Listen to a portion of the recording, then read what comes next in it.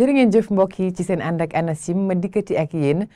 ci xibaaru jaww ji ñu tàmbalee ko asamaan boo xamante ne fi mu ne nii ci nawet plein nawet lañ toll nii dinañ ko gis léegi asamaan bi fees na ay niir yoo xamante ne ànd na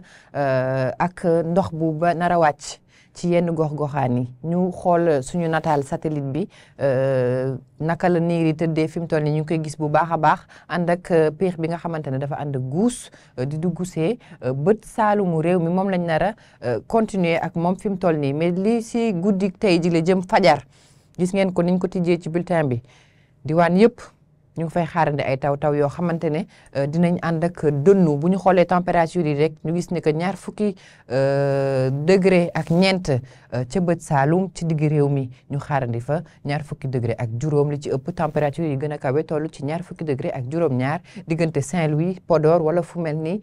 Matam buñ demee ba ëllëg incha allah ci digg bëccëg bi ñu gis ne que temps bi du changé trop parce que taw bi mu ngi desandi ba tey ca bët Saalumu réew mi ca penku réew mi itam ak ca sa soow réew mi ñu xool température yi naka lañ nar a demee ci digg bëccëg bi mu tàmbalee 20 degré ak ñaar ca Dakar 20 degré ak ñett ca Mbour 20 degré ak ñeent moo ëpp ca bët Saalum ci digg réew mi 20 degré ak ñeent bu ñu xoolee Diourbel wala fu mel ni Louga température bi gën a kawe ba tey mu ngi